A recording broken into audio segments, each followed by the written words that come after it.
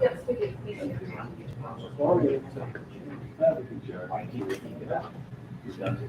Server that would have that as a backup. You know, it may not be bad.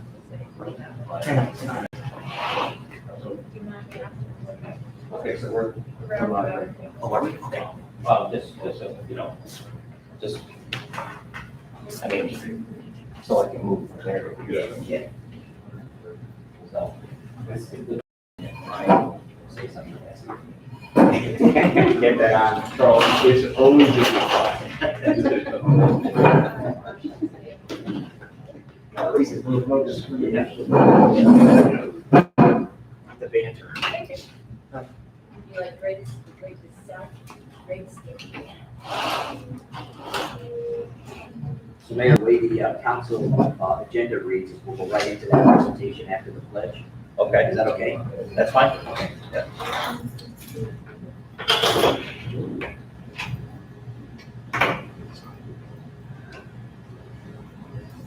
I haven't answered your question. Oh, that's okay. Oh, you do? We still have 3 minutes, right?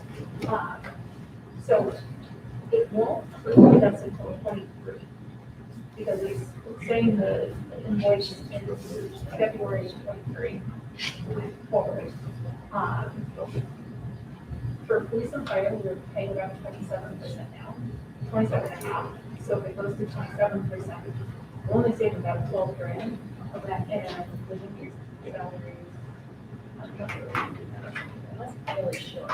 Yeah, and that, but for PRS, we're paying about 14 now. And to down to 11, it's 3%. So that would be about 50.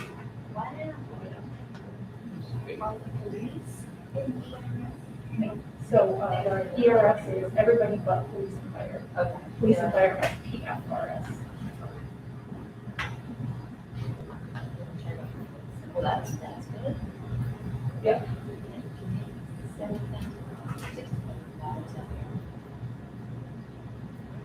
Yes, I saw that. That's every little knows. Absolutely. Red, and then do on your schedule, budget, balance point. Okay. I'll send it to you.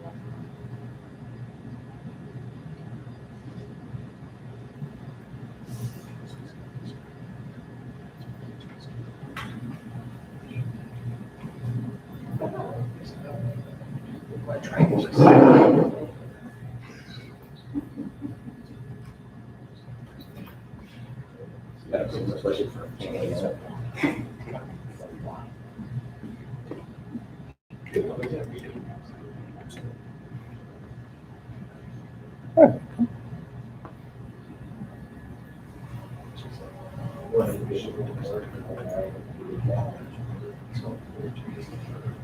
I'll give you what I think extra. It sounds like a great deal. It always is.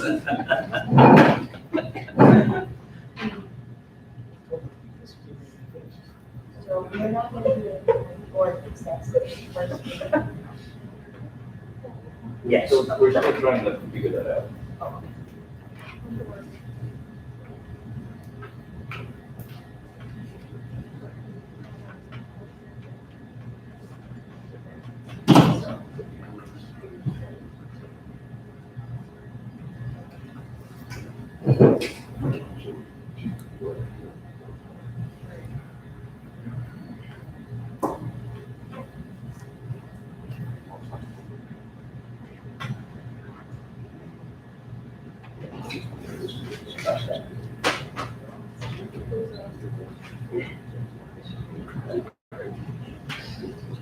Right back here. Huh? Stretcher. Stretcher. Yeah. Started. Yeah, just for Sky. This ordinance is going to have that.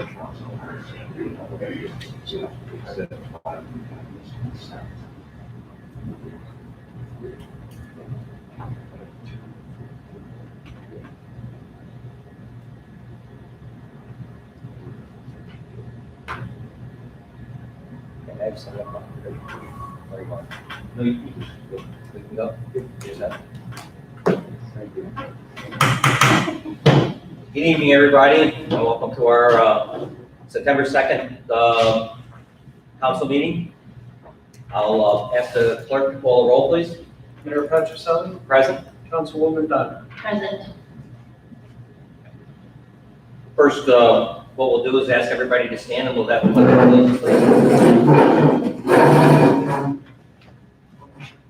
I pledge allegiance to the flag of the United States of America and to the republic for which it stands, one nation, under God, indivisible, with liberty and justice for all. Okay.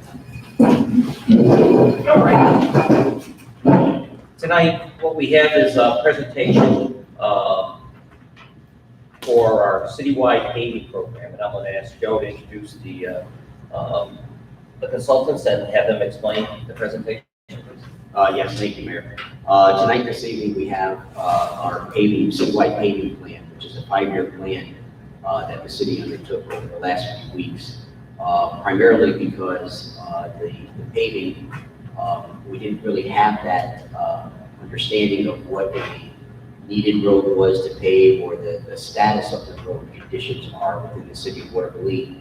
I know where I came from in the town of Handicap, we work religiously off of a grading system. And as a road through the condition made its way from, good to worse, and then finally got onto a paving plan, this is what I thought we could bring to the city of Watervliet. It's not a best guess or it's not an assumption.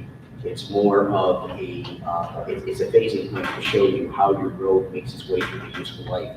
We brought on Bartlett and Judas to look at that plan for us, to develop that plan, to give us a logical, sequential way to go through all our citywide streets, so we know exactly where it is today and what it will be in the out years. We have Tom Barrett with us and Dan York, who are getting familiarized with the city of Watervliet through a couple of projects now. They worked on our bike path and now here on our paving plan and hopefully more things in the future. So I'll turn it over to Tom and to Dan. Thank you. Yeah,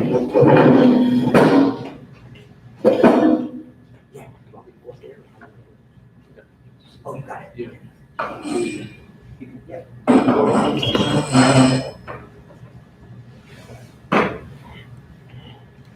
Thanks, Joe. So we want to provide you with an update on the roadway inventory that we've completed, let you know where we are so far, and what the purpose of the plan was, and what the next steps will be.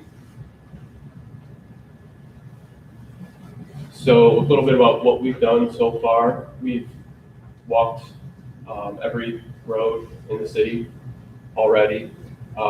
We've collected a lot of data out there. Just an idea of the data sheet that we use to collect our data, but anything from the width of the roadway, we take photos, at least 3 per block, and we came up with an evaluation system to rate each road. The ratings were a 1 through 5, 5 being the best, 1 being the worst, and use that as a way to kind of prioritize the conditions of the road today. So we want to show you just an example of each rating and what we were looking at out here. So rating 5, which is the best, is here's an example on 4th Avenue. Usually a rating 5 would be newly paved road within the last year or 2. No deficiencies, no cracking. There's no needs to address on this road in this segment at the moment.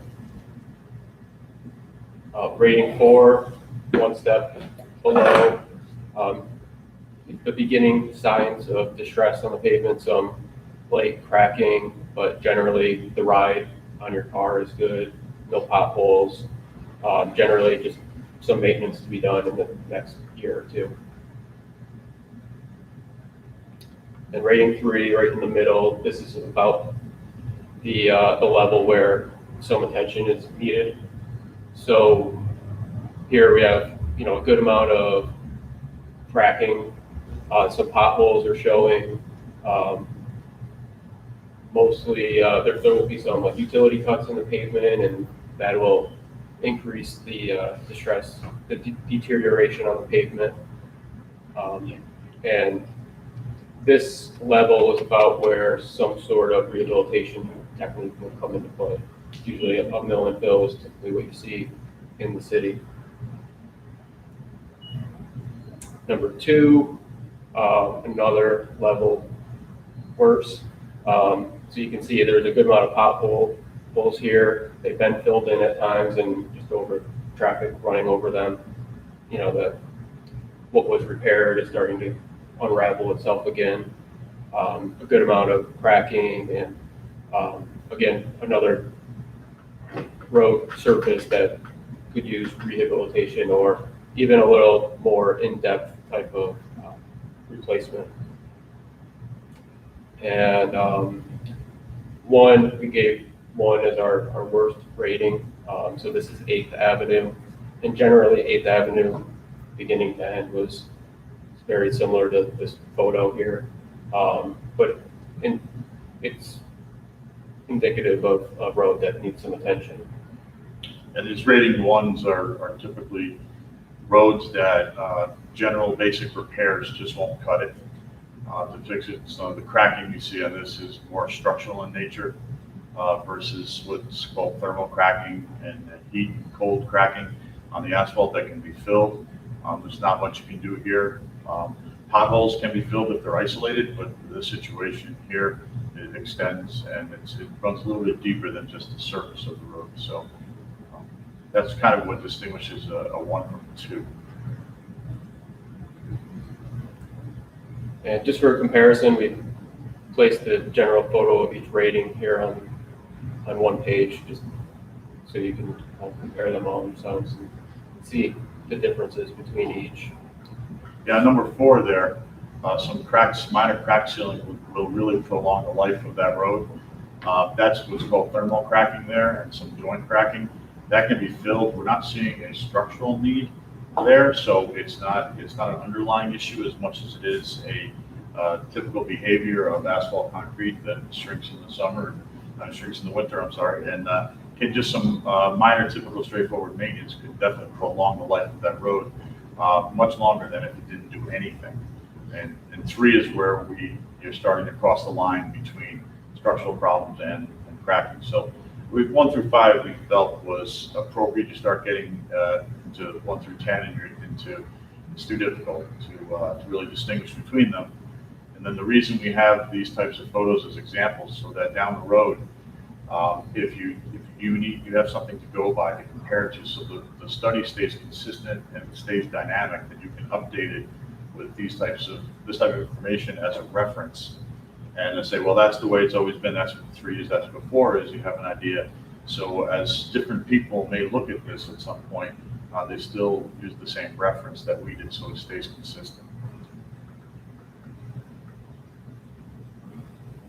So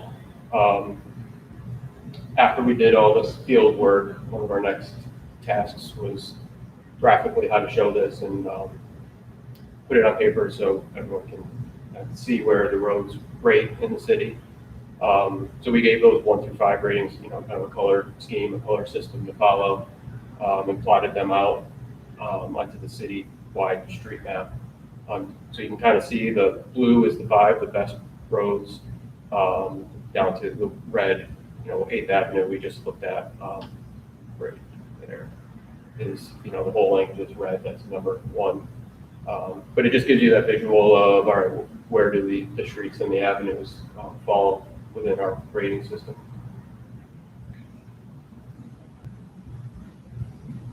And we are also using City Map to plan out the future. So the next steps is take these existing conditions and what's the paving plan for the future. So this is the city's combined sewer overflow project map. So the next 2 years, the combined sewer overflow projects will be on the yellow and the blue streets. So once those projects are done, those streets will be repaved after the utility work is done digging up the road. So we know that those roads will now be back to a level 5 rating. And we just kind of circled those streets on this map. So we know the black circles are 2022 construction already planned. Those will be done there.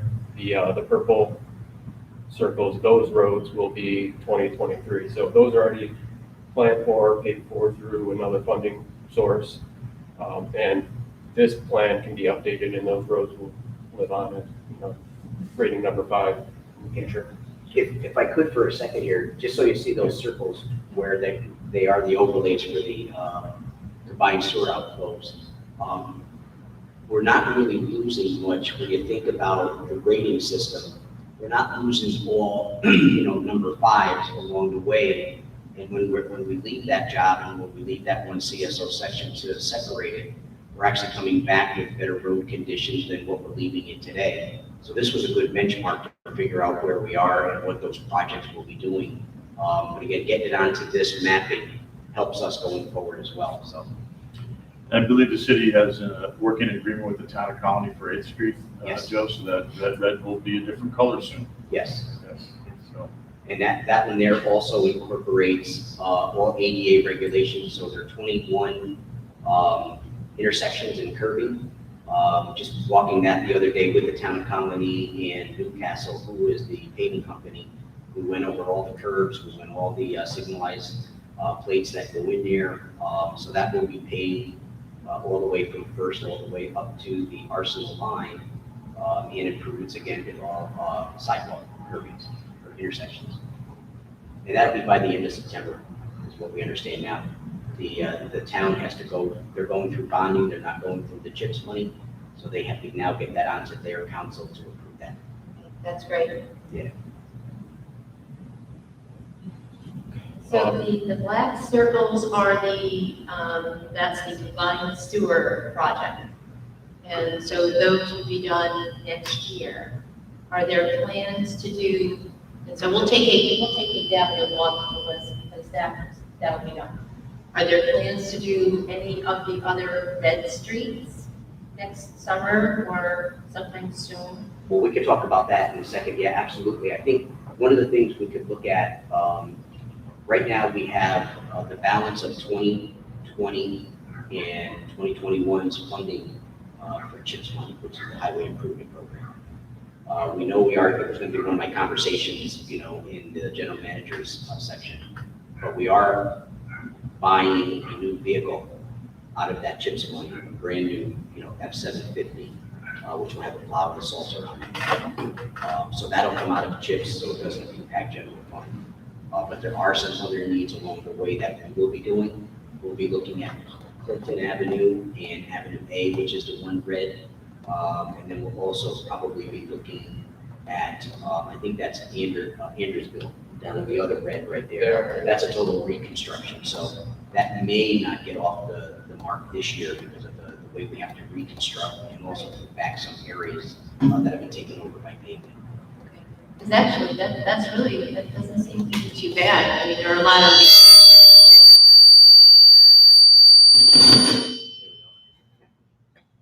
Turn it off.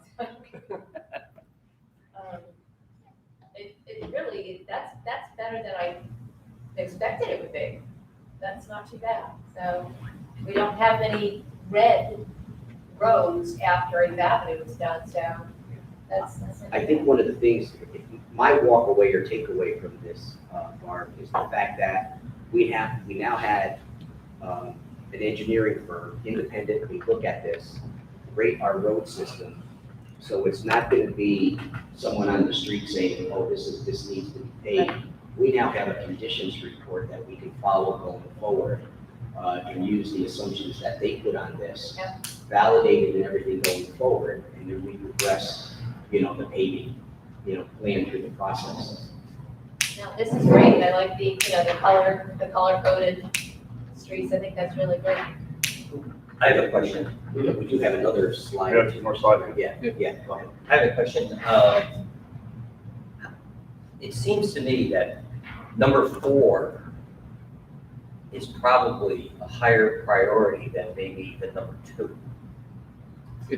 Yeah, depending on what your funding situation is, but number 4 will give you, if you address it with maintenance, longer life Right. before it reaches number 3. Right, 2, before it starts which to would deteriorate. give us a lot more extended life number, those roads in number 4. Yep. But then probably it would domino affect number 2 and 3 at a later time, because it will have more attention to them, be able to have more attention to those.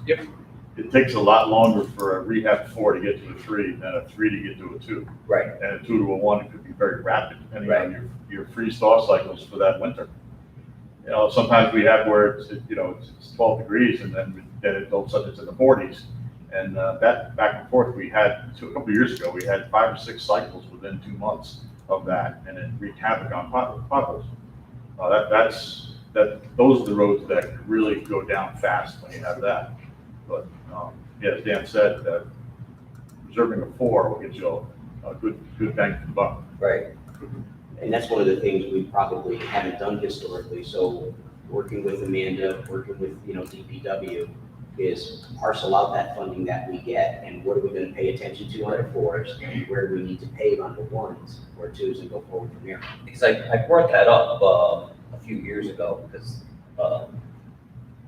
87 did an extensive amount of fill and gas up and down, an unbelievable amount that they did.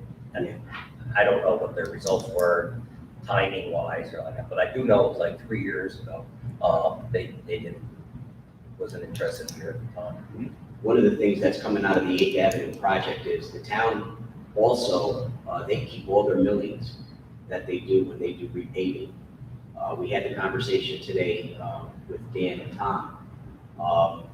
We need to find out what that grade is of millings that they do, but because they maintain them, we now have access to the 8th Avenue millings, which we can now use in our alleyways and the aprons to our alleyways to actually pave, use it for, potholes or something that are happening within our alleys that, again, we haven't paid attention to, and now this is gonna be all part of this program. Go ahead. All right. Okay, so I guess another way to present the data, more in a tabular format, but still maintaining the color coding, the number system. We laid out just kind of in a grid pattern the city streets. So this is the avenues are here on the horizontal rows. So block by block with the intersecting streets across the top. So these are all the ratings of the north to south roadways across the city. Again, it's just a different way to look at it, and will really come into play if, when you really want to sit down and you think about planning out how to prioritize, your paving program each year. And of course, we did the same going the opposite direction in the east-west roadways, or, the street system. The same idea here, just plotting it, showing it in a different way, so you can visualize it for planning purposes. Go back one slide.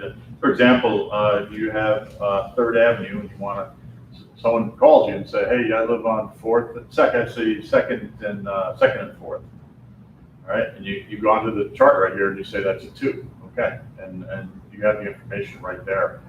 So find your avenue, go to your street, and between blocks, and there's the rating that it is. And then as Dan said, the next table, you go the reverse direction, east-west, find the street, corresponding intersection, and there you have your colors. So it's another overall view, but it gives you don't have to go and find the road on the map. I think we all probably should know the street network by heart, right, Joe? Yeah. And but you can find it quickly on something like this. And this is very easily updated in Excel. All you have to do is go to those blocks, just change the color, change the number, and it changes for you and you're done. So if you did a yearly update or a biannual update on or after you do work, just come in and change it, and you're updated.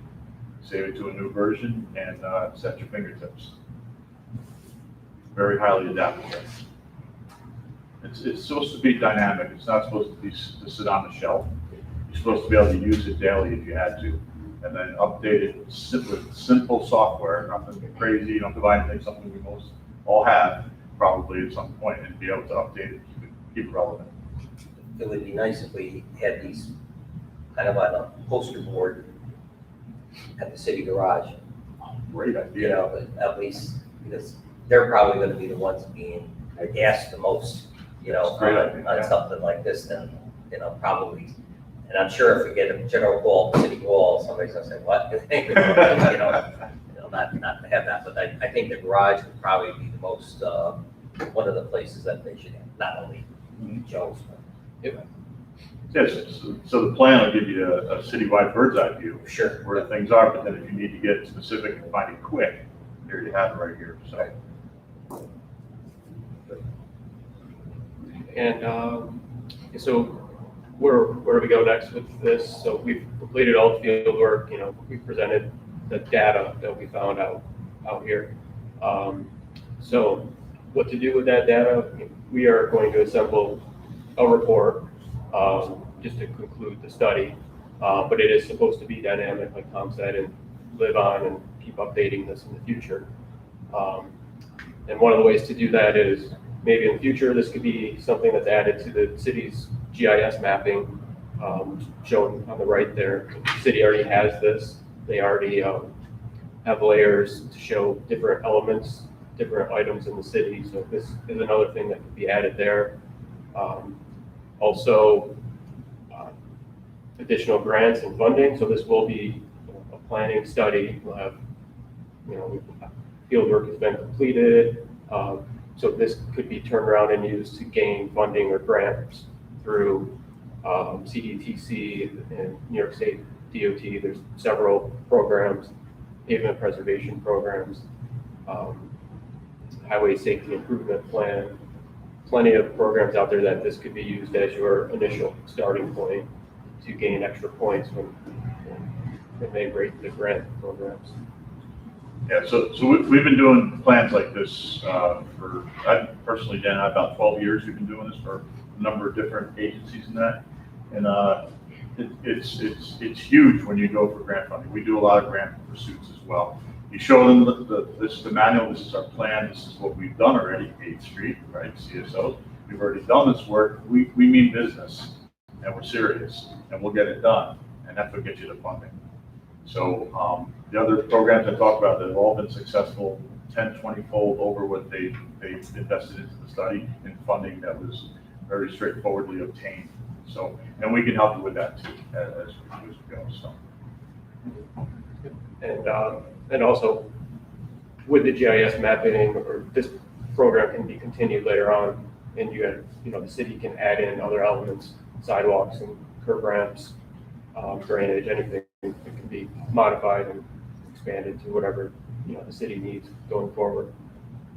Yeah, the GIS mapping, give you an example, the last one that we had done, so you have your map, you could turn the layer on, you could click on the street, click on the block, and up would pop up a drop-down menu where you can pick on between 2, 3, 4 pictures of the road and a condition survey report, block by block, through the GIS mapping. And it could be a layer on the website. That's kind of taken this type of study to the next level. You know, something to think about. You know, we can continue on. We've done that before, and you know, it's just an option. But just put it out there.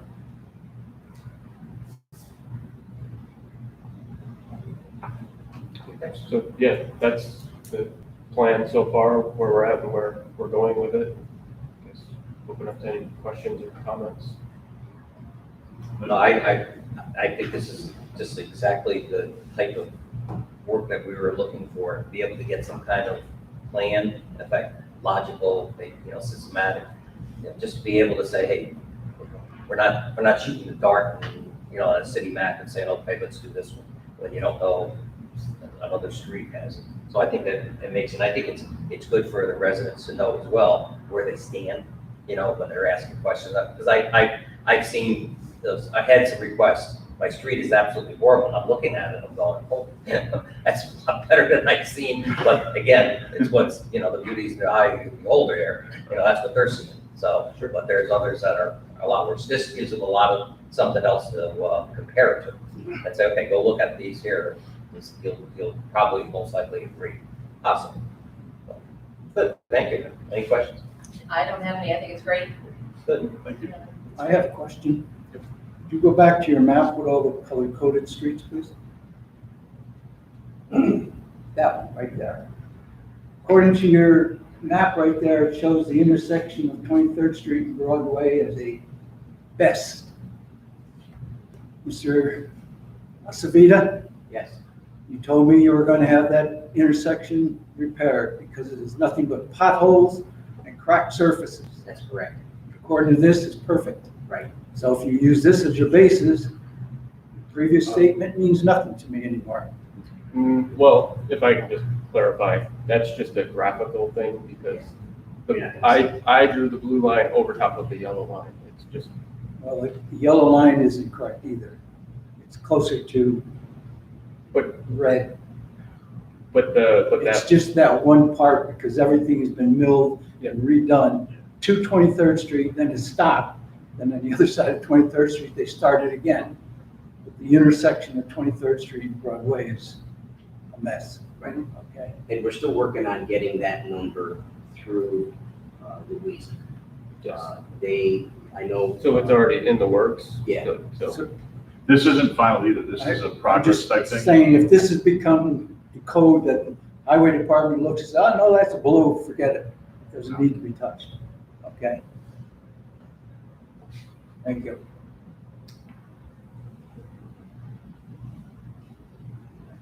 Good, nothing else? No? Thanks so much. Thank you. Thank you. very Very much. welcome, thank you, we appreciate it.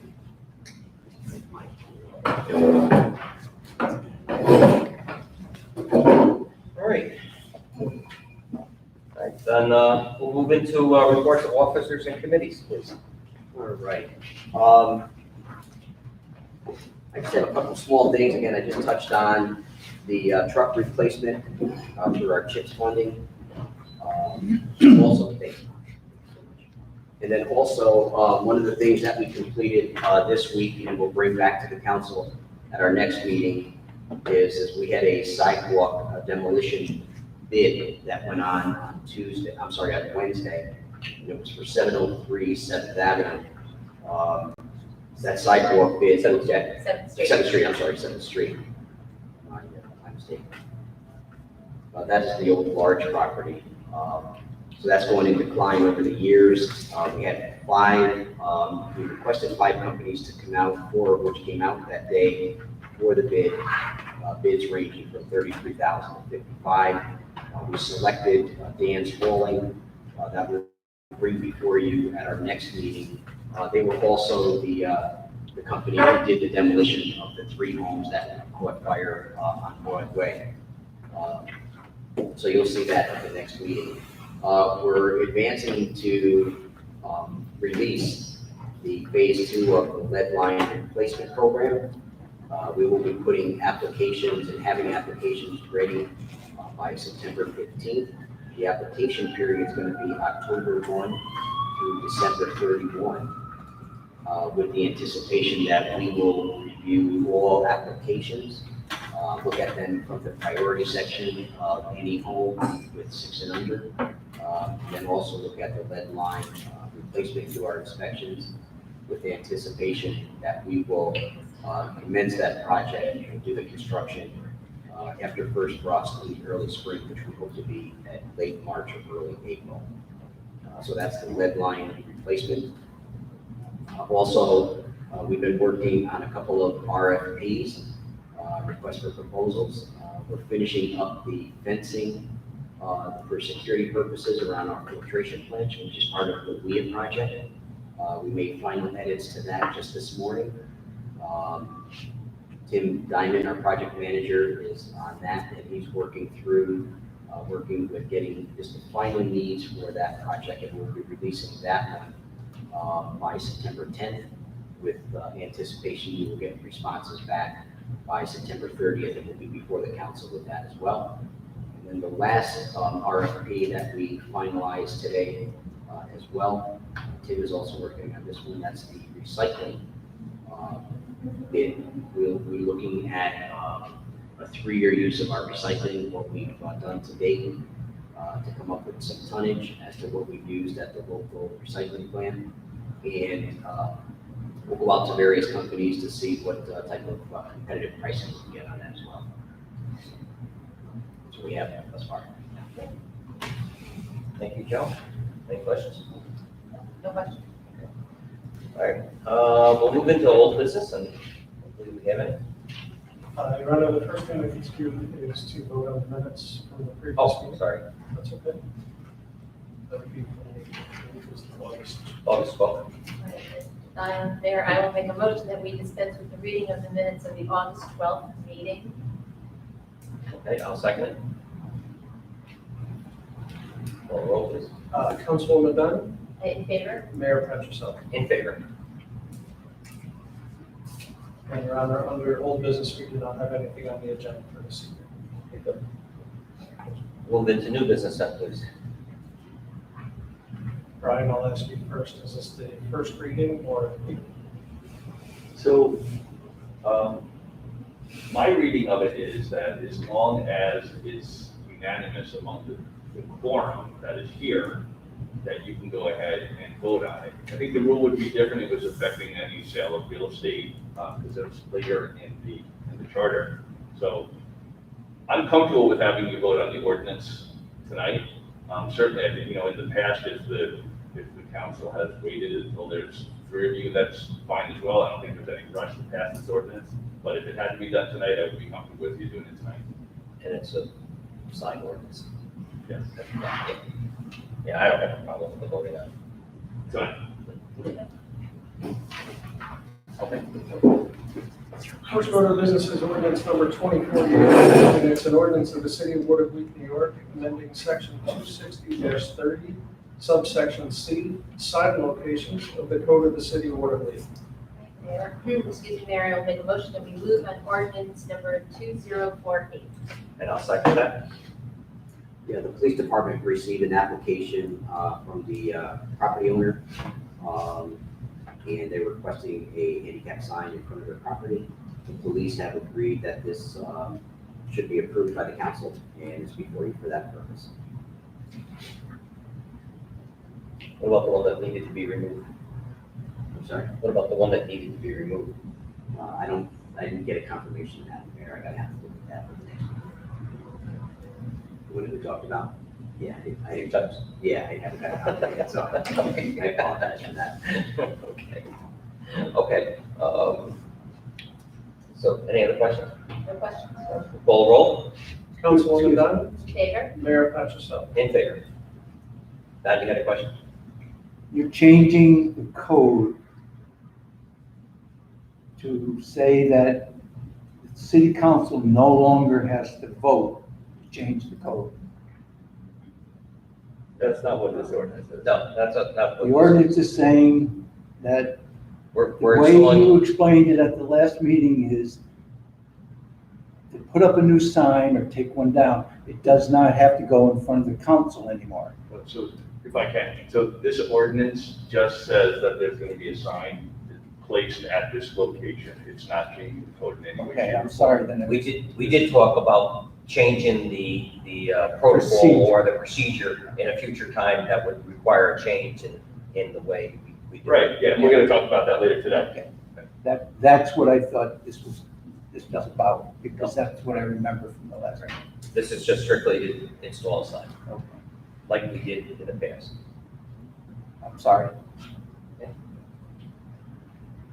Let's see, resolution number 9831. The council in the city of Watervliet authorizes approving and ratifying an agreement between the city of Watervliet and Novella Associates, and further directs Mayor Charles B. Patricelli to execute the same. Mayor, I will make a motion that we move on resolution number 9831. And I'll second that. Okay, with this project here, we felt, the city administration felt that it was important to actually get a feasibility study on the church. We talked about at least over the years, we've talked about this location being either a community center or a courtroom administration building. This feasibility study that we asked for through an RFP, we got we went out to 4 people, 3 people submitted bids on it. It came back July 9th. The committee met. That committee consisted of myself, Barb Diamond as councilwoman, and Thomas O'Brien, who is an engineer and has experience building courtroom facilities. So this feasibility study, which we will hopefully award to Labella Associates, was based on, one, not on pricing, but also on experience in the development of the rehab of and the construction of new courtroom facilities. So we're actually going to look at the facility. Can it meet the requirements under, I think it's Chapter 34 of the state code to build the guidelines for New York State court facilities to see if we could actually put a courtroom in it, and if it comes back that we cannot, then we'll go on to the next phase and develop that building properly. I think it just also needs to be explained to that since the day that we purchased the church, it's been talked about to become a court facility. But unfortunately, nobody took that extra step to make this court, find out if it's even possible. And according to the court procedures, you have to have this feasibility study. So this is something that we've actually way overdue, or I don't know, 12 years or more. I believe it's got to be at least that. So this moves this forward, and I think it's also something that Mr. Ubon has been pushing for to find out what are we going to do with the building.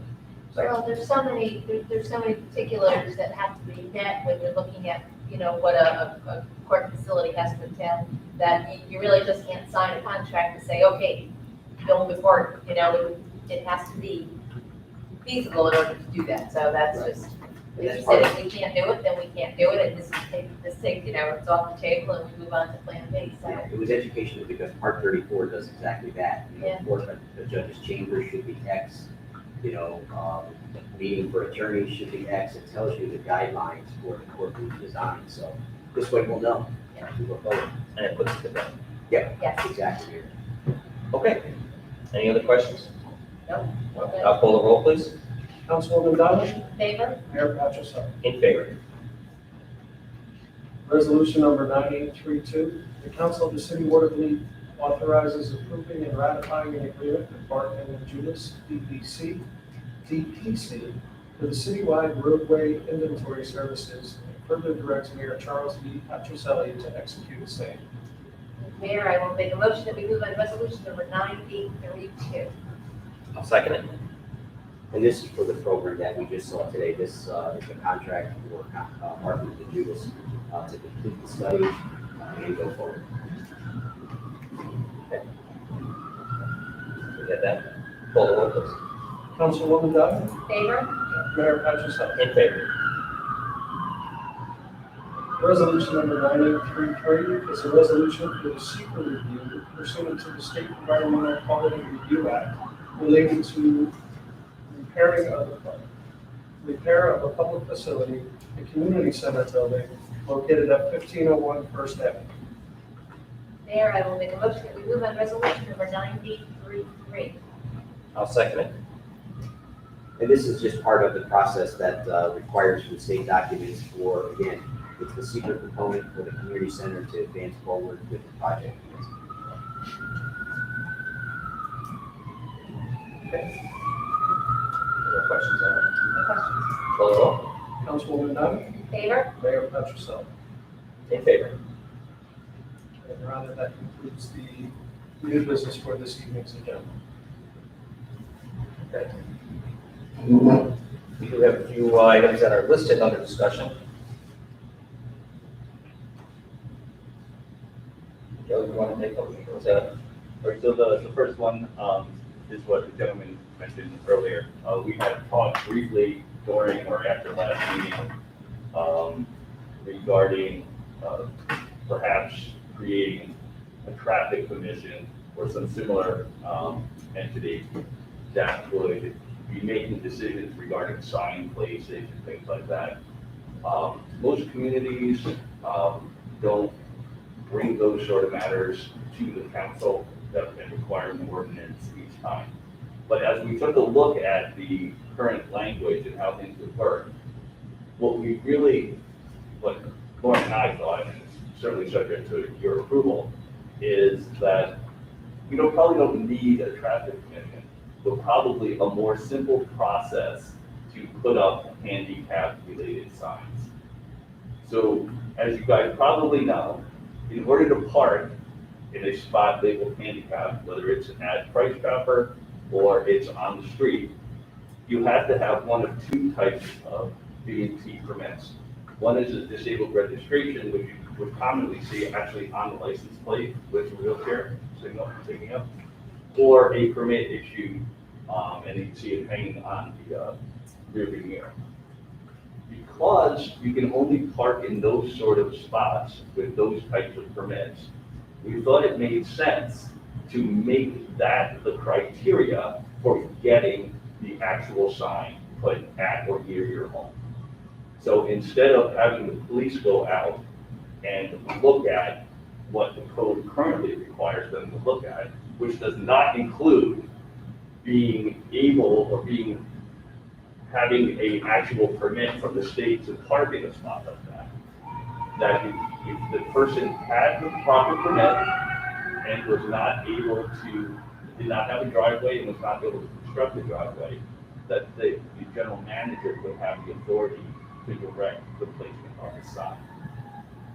So right now, and I'm not really sure that the code as written is being applied, because right now, you can only get one of those signs if you are confined to a wheelchair, crutches, or walker. Many people are entitled to a handicap parking permit that have other disabilities. So no matter what you do, I think you need to change the current language. If you have a heart condition, you may be entitled to a handicap parking permit and perhaps a sign, but your current code does not really allow for a sign in that particular situation. So my thought and thinking really was, if you qualify for the proper permit and you don't have a driveway and the driveway can't be constructed, you would authorize the general manager to make that determination and he would put the sign up. It seems much more simple and it takes sort of the discretion out of things. It certainly takes it out of your hands though. You don't love the idea, do you, Charles? Absolutely. Okay. Dave, how many, I was just thinking that. how many handicap permits do we have right now in the city? Can you ballpark it? We have issued so far this year 117. You talking about hang tags? Tags. Some of them are renewals. I would say new tags Doesn't have been on matter. the upswing. Doesn't matter, really. It's just 117. The 117 just this year, but they're good for 5 years as well. And then so it's good for 5 years. And then it can be Incrementally, for next year, it's on top of that. Okay. I mean, I understand what you're saying. I just find, I know the criteria is tough. And I'm not trying to make it any more difficult, but Well, I think, so do we know that every person who gets, so certainly part of the criteria, in my view, should be that you actually qualify for a permit. Right now, that's not the criteria. The criteria is if I use crutches, I get it. Are you talking about for a tag or for a sign? For a sign. For a sign. But there's other criteria. But there is- that the police department look at. Such as, Not really, not in the code, it's. not in the code, but in their approval process.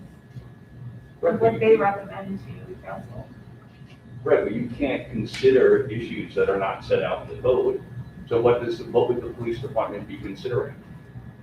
How often, this is just from my knowledge from previous meetings, how often they drive by and see the car that is requesting the sign parked where it's requesting to be, and how often it's not.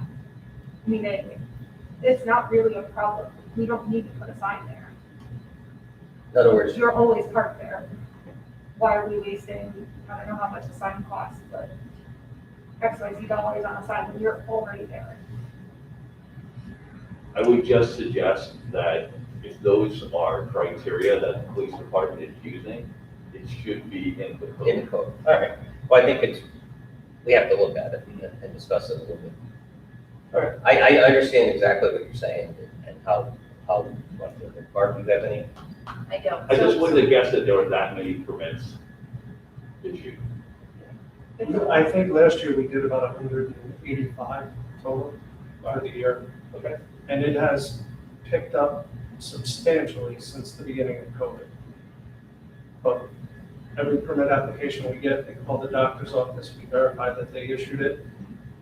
And above and beyond that, after talking with Chief Centeni, there's nothing else that we can do. If they write it and they verify it, Sure. then they qualify for it. Right.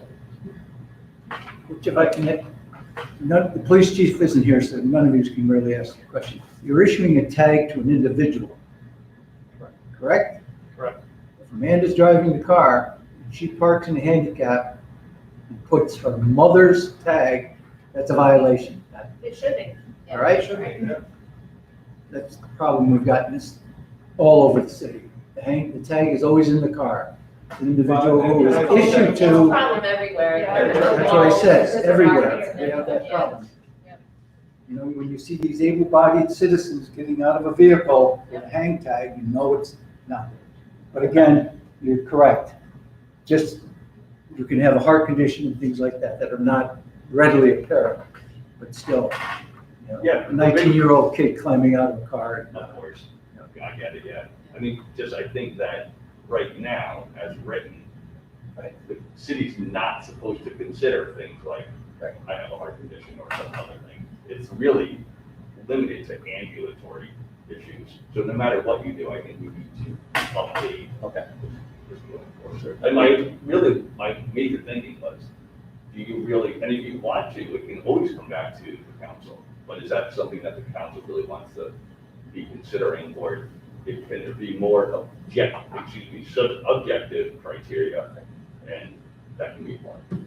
And I believe typically to, Brian, one of the other things was when it did not meet the criteria for the police to issue, or make that recommendation. But from what we knew and what we saw and verified, we would tend to override that. I mean, they understood it, it's a possibility, but that, they did not meet that, but yet at the same time, the circumstances required, so we did that. But, okay. Definitely something we have to bring it back up. Okay. Okay, next one. Okay, so the It's easier. most recent No, it's not. legislation that was passed by the state regarding the legalization of marijuana does affect the city in that the city can opt in or opt out of allowing dispensaries or on-site consumption locations to locate within Watervliet. The opt-out would have to happen before December 31st of this year. The opt-out? Yes. You can't opt out any later than that, but you can opt out and then if you choose to opt back in. If you do opt out, you don't receive any tax monies from the revenues of the sales. If you do opt in, the city gets a portion of the percentage of the sale. 1% goes to the county, 3% goes to the city. The dispensaries and the consumption sites would have to comply with local zoning.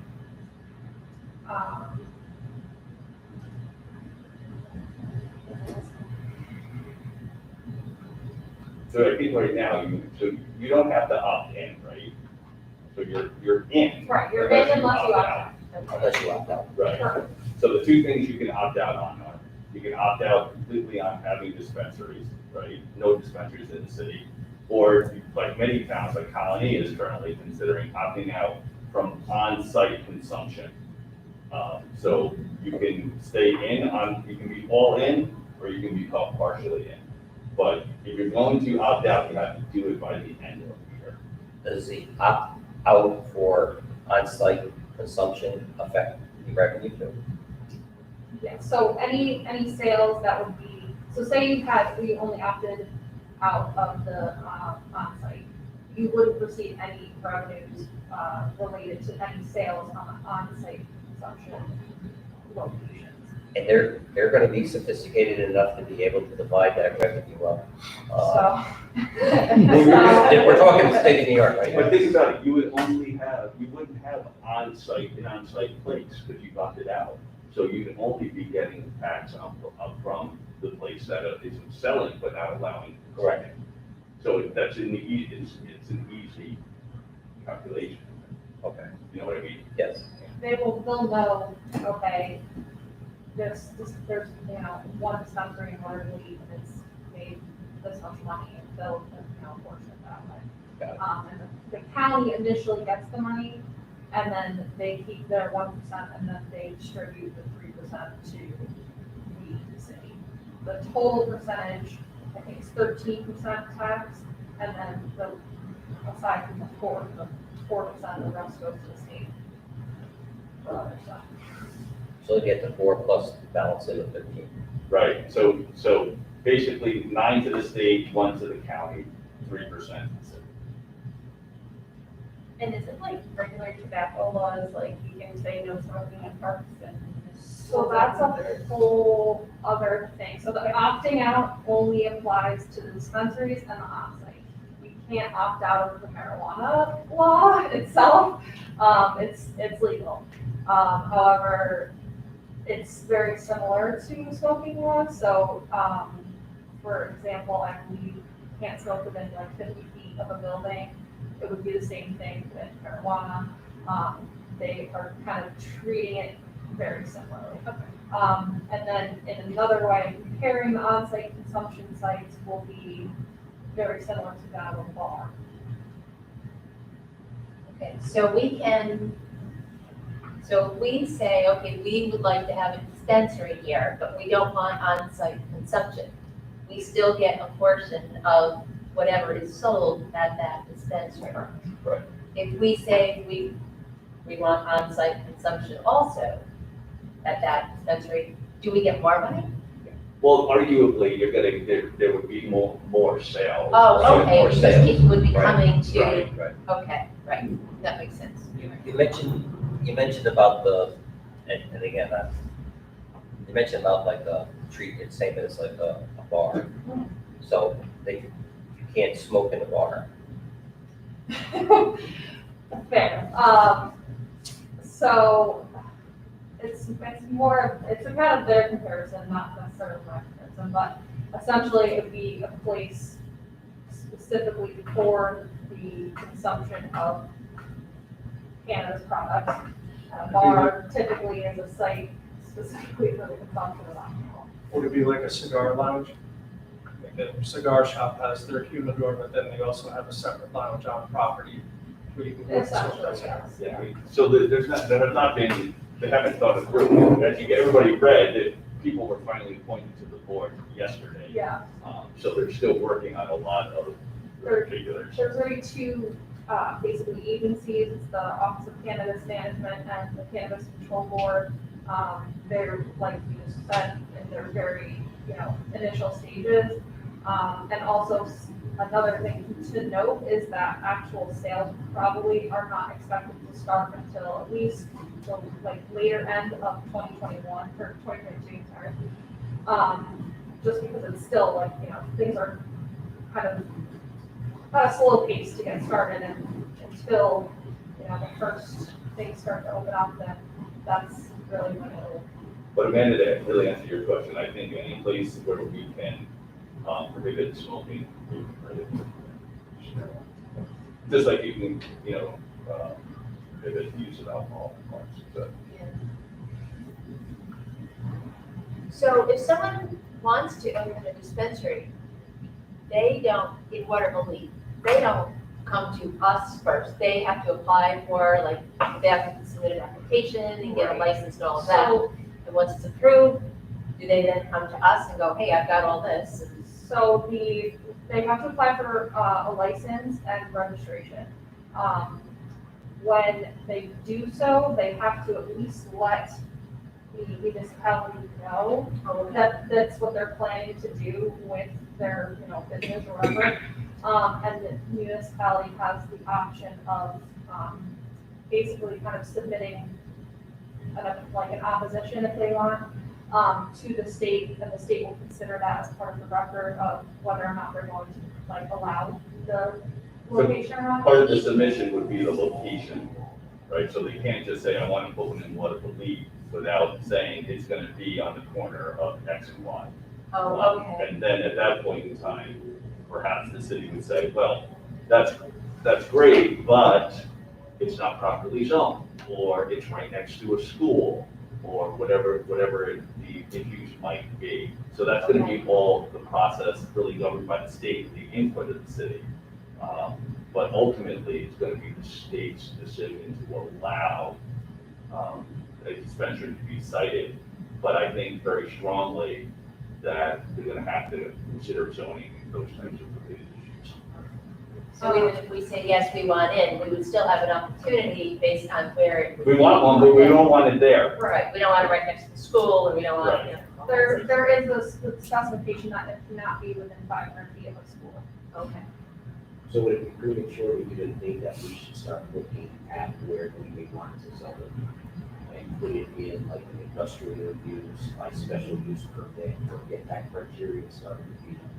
Price chopper, So, in front of price chopper. so that's the issue. How are they going to be treated from the zoning standpoint? I don't believe they've gotten that far. I mean, you still have, you can still regulate time, place, et cetera, like typical zoning related matters. But is it gonna be considered a retail? So, or then it might be right on the main strip. Or is it gonna be kind of like treated like a lot of places have for, strip clubs, which is, it's gotta really be in an industrial zone. I don't think nobody really knows where we're gonna land on that yet. But the important part to know right now is, if you want to opt out in any way, shape, or form, you need to do it by the end of the year. And that's by local law, but it's, subject to resident referendum. So really, realistically, that means in order to get even if you opt out now, you could not get something nobody could get anything on a referendum until November of 2022. So if you were interested in opting out, you would have to really kind of figure out the timing of that. Okay.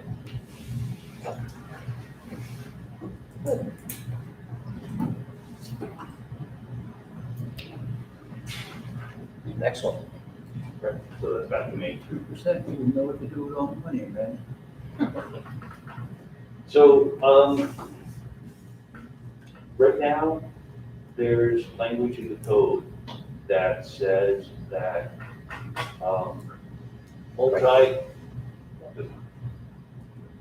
multi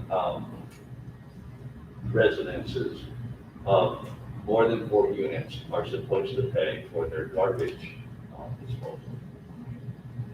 So if you have a multi-residence of 5 units, they're supposed to pay for 1 unit. The city's not charging currently for that type of removal. So what the code does allow the city to do is charge the number over 4, right? And to set what the rate will be. And so we've, with the help of the people in the code department, determined there's about 111 units that should be charged. So above the 4, right? So if you've got 5 units, you should pay for 1. if you've got 8, you'd be paying for 4. When you add all those extra ones up, it's about 111. If I did the math, I'd probably get it wrong. It's in that neighborhood.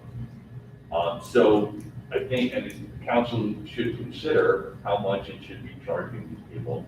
I think it would only be fair to give a little bit of notice that this is going to be enforced. And, you know, if you made the determination now, and you made it effective January 1, it would make complete sense to me. Notice could go out in the water and sewer bills. What's that? Notice could go out in the water and sewer bills. That's great, yeah, good idea. So right now, we do charge for commercial units. And Amanda has advised me that for commercial, for the first garbage container, if you will, it's $150 a year. And the first recycling container is $150 a year. So you're looking at $300 basic, right? And then there's an additional $100 for each additional garbage container, and additional $150 for each additional recycling container. This is for commercial. So if you just did 1 and 1, charge you, and you kept the numbers the same, it's about $300 a year. It seems to be where it would make sense to charge each unit $300 a year. And they have the option, certainly, to not pay it, but then they would have to get removal from the local contractors.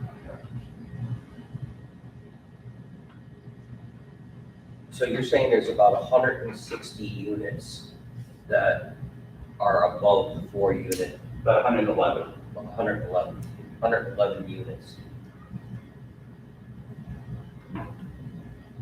that are currently being picked up by the city. Trying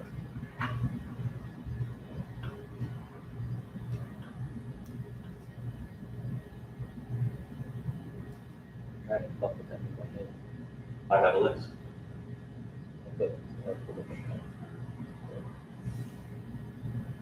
So if you just, simple math, if you charge $300 to those units, you're at $33,000.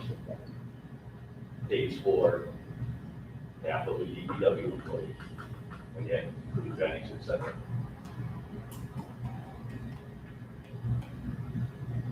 Okay. That's interesting. I didn't realize we had that many that are Yeah, so your larger over 4. Your larger complexes, say, Highland Club, they're not included, they've got their They own, have their own. right? Elmwood Associates, 1255 19th Street, they've got their own, Capital District Apartments, 1545 Broadway, That's a hybrid. and 122 Second Street,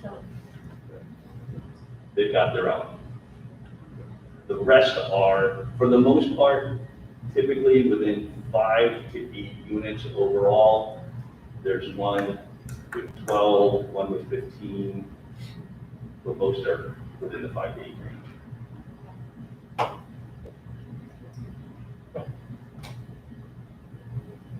So if you want to give that some thought, I think you would have to pass a resolution setting the rate.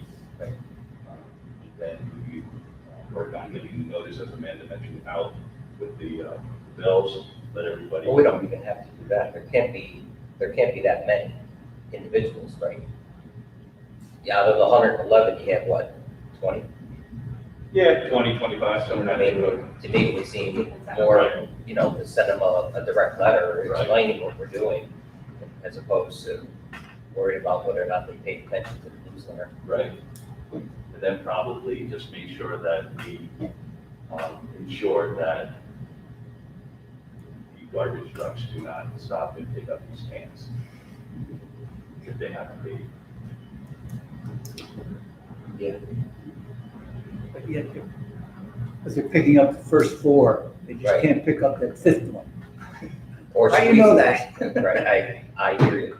Yeah, you know, when I first looked at it honestly, I was thinking it's probably easier to not allow them to participate at all, because how are you gonna figure out which ones, you know, the 4th and the 5th, et cetera, issue?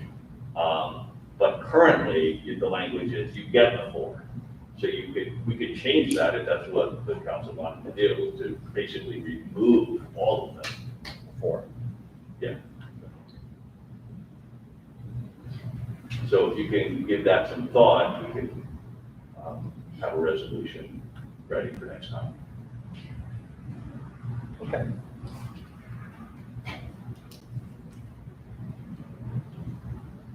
All right. Anything else? Do you have anything for appropriations account? I sent to the council a budget workshop schedule.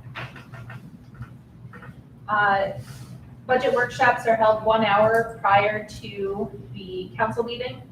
And they're going to start next council meeting, September 16th. It'll be from 6 to 7. It's going to be the water and sewer workshop, followed on October 7th by the police workshop, October 21st for the fire workshop, and then November 4th, we're going to put DPW meeting, sanitation, recreation, and highway together with administration for our final workshop.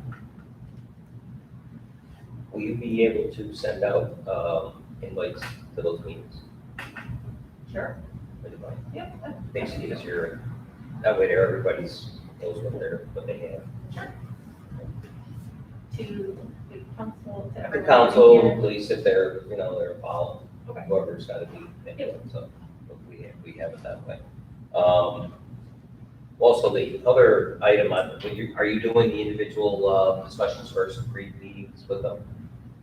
Yeah, so we've actually already had the water sewer, but since Dave is on vacation, we're gonna have his meeting when he comes back. Okay.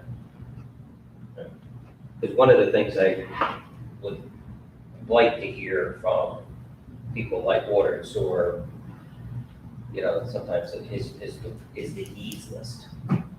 I do ask for a needs, wants, and desires list.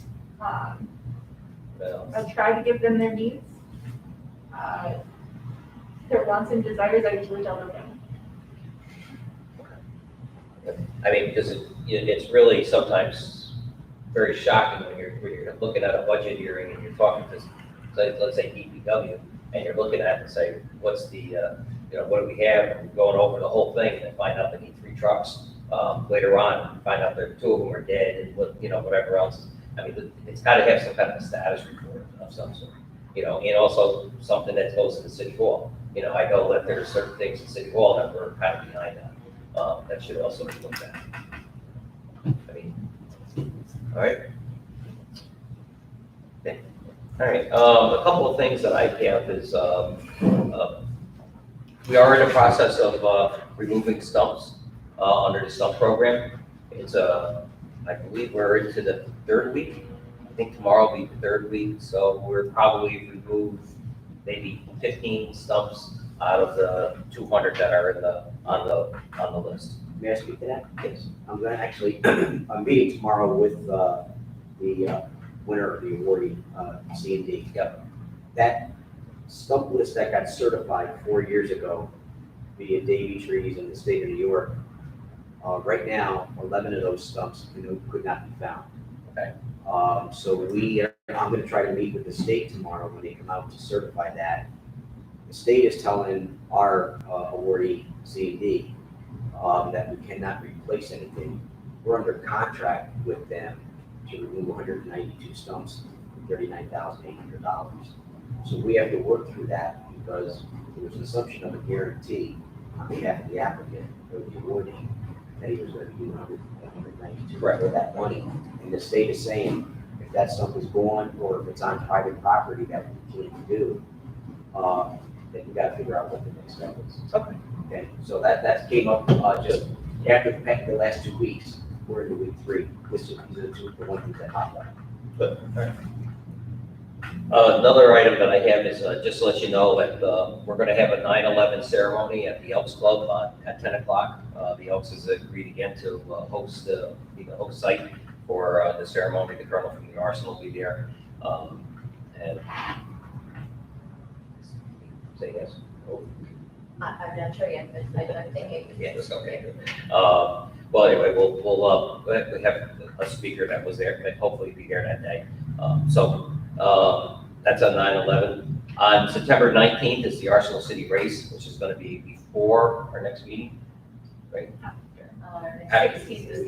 16th, okay, so okay, so well, we have the race. We are looking for volunteers, for water stops and flag people, volunteer. Yes, I was okay. Be nice to see you there. You want to run? I did water before, it's not bad. Yeah, it's not bad. I was gonna run. Okay, well, good. I'll get your registration set up. So that's it for the run. We are looking though for volunteers. If you really can help, that would be appreciated. And we haven't set a date yet, but we'll be holding the bell, the memorial bell at the 19th and 2nd, sometime within the next month, the ribbon cutting. All right. Dave, I'll turn it over to you for the public comment period. So if you have anything else for us? No. No? Okay. Go ahead, Dave. At this time, the council has opened the public comment period. We ask that you please step up to the podium, state your name and address for the record, and you'll have 2 minutes to address the council for any item, on any items you so choose. I'm sorry that I was late. Did Okay. you guys discuss the cannabis proposal, We did. and what was the outcome? There isn't any yet. You can come on up and.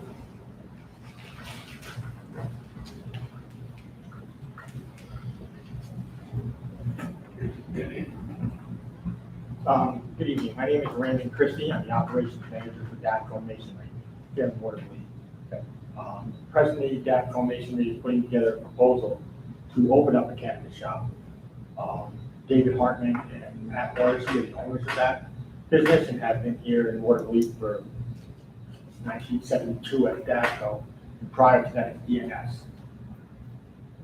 We feel it's an opportunity for not only ourselves, but for the city to garner a revenue that they haven't been able to get before.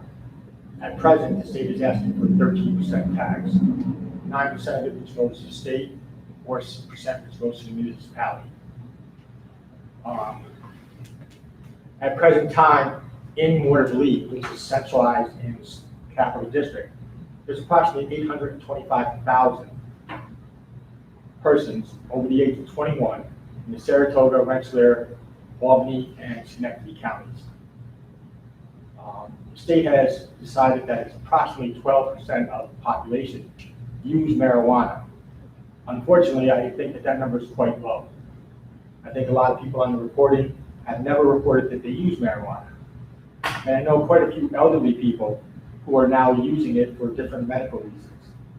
And actually from March until May of this year, the numbers for applications for persons over 65 doubled. So the number would be more accurate, around 25% of that population. If we opened up a cannabis shop, we would be looking at, if we could do it as soon as possible, as soon as the laws would pass, of being able to garner approximately 20% of it. Because it's also a delivery service. So the people wouldn't necessarily have to come here to Watervliet. We could deliver it to them. The other aspect that we would be looking at is that working with the city and finding a proper zoning for it to safeguard both our children and the rest of the community and make it safe as possible and to stay within the guidelines. The other thing is that it would bring jobs to Watervliet.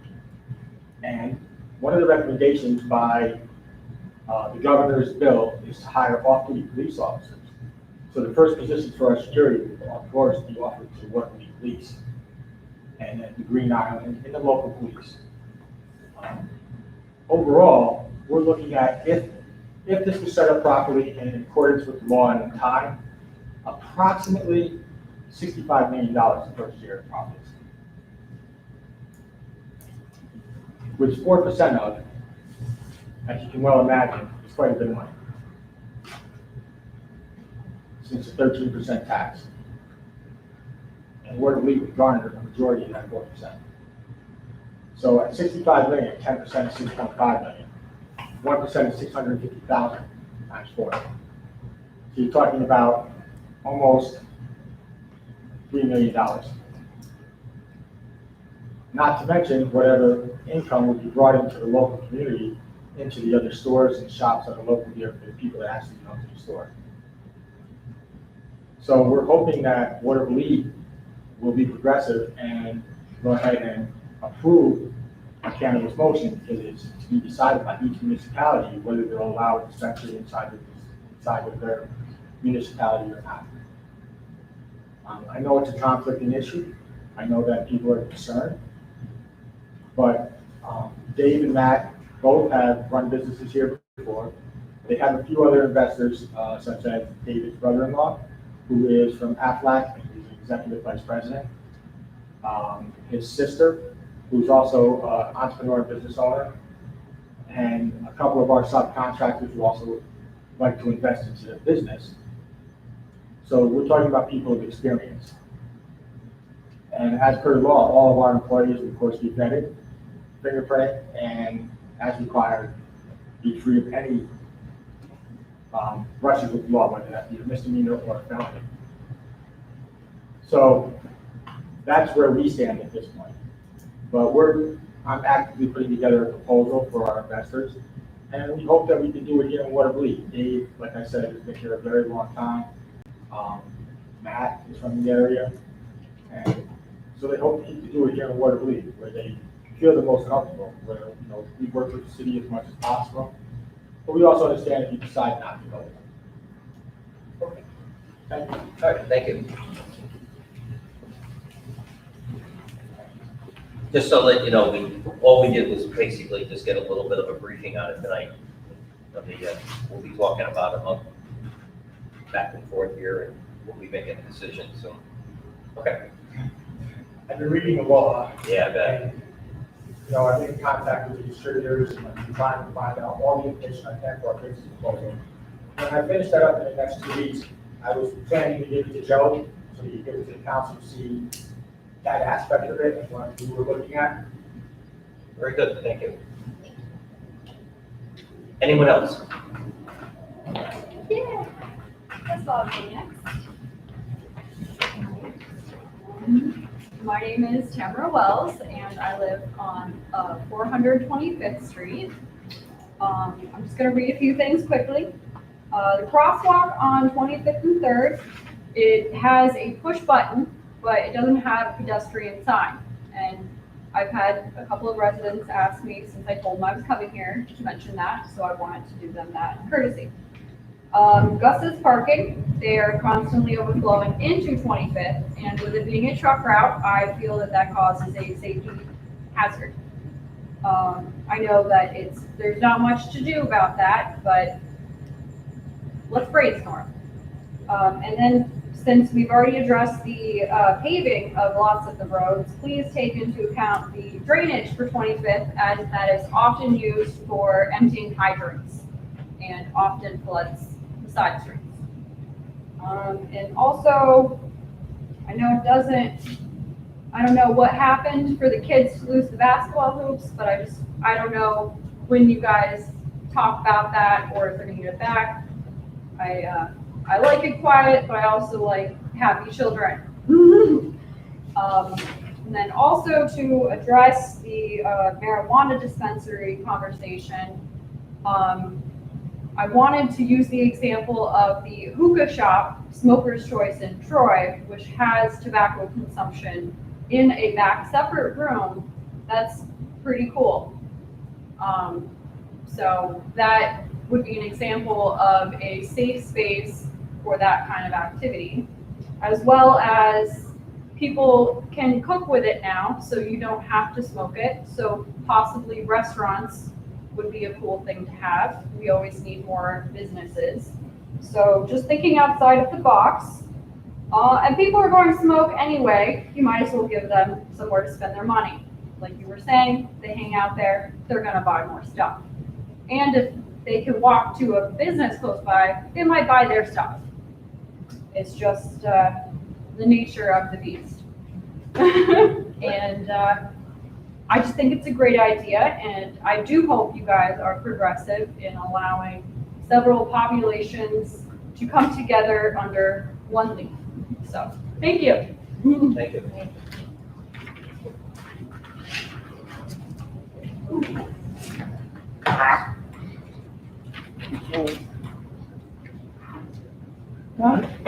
Don Whitehead, 1921 8th Avenue, Watervliet. Public comment period is an opportunity for citizens to bring issues or questions to the council, which they will answer now or later on when they come up with their answer. Also, we used to have the fire chief and the police chief here, so we could address questions directly to them. 4 months ago, I asked the council, when was the properly marked barrels removed from the waste section of the code? My search of the previous council meetings and the E-code did not produce an answer, nor has this council. 3 months ago, I informed the city that a street sign was knocked down at 8th Avenue and 19th Street by an 18-wheeler making an illegal turn onto the avenue. One-way sign is up. The weight limitation sign still has not been reinstalled. 2 months ago, I notified the city of vehicles continuously parking on the crosswalk of southeast corner of 23rd and 3rd Avenue. Every day, there is a vehicle parked on the crosswalk. Nothing to this date has been done. Right now, there's a car parked there. Police drive by that every day. They don't know it's a crosswalk.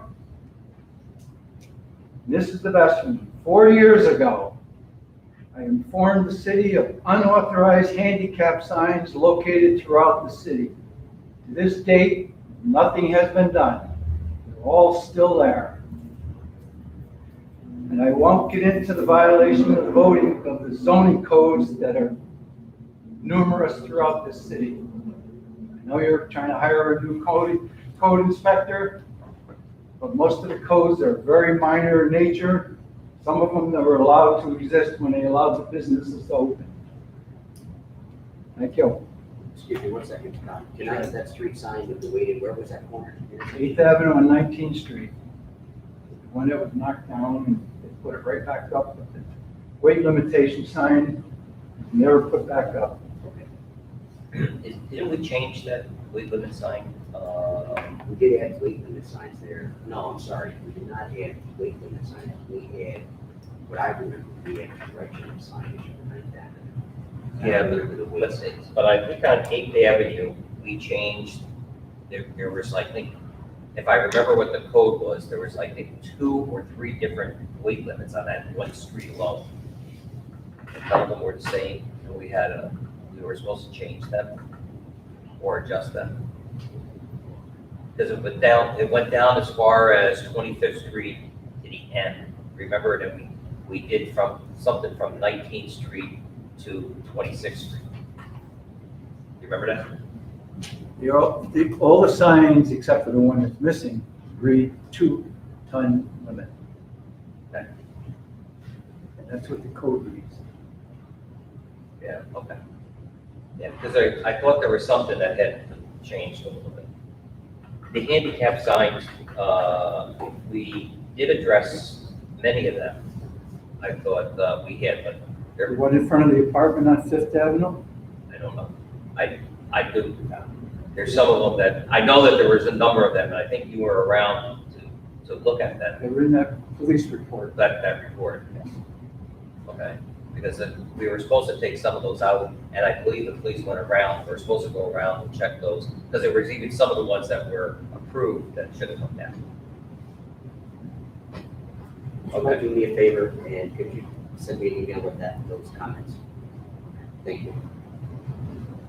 Do you have that report that you sent the police? It's probably still on my computer somewhere. Please send it to me. Again, Yeah, please. Because I know that was, I forget who that was supposed to be handled by. Okay, thank you. Any other questions? We have nobody else, so everybody spoke. Is there anything else to come before the council? If not, I'll entertain a motion to adjourn. Mayor, I'll make a motion that we adjourn the meeting. I'll second.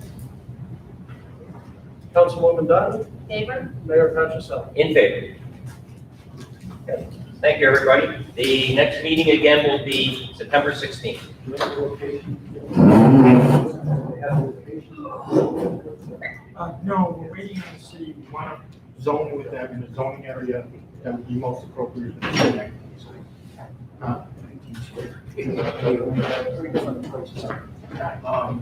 NIGRO. It owns the two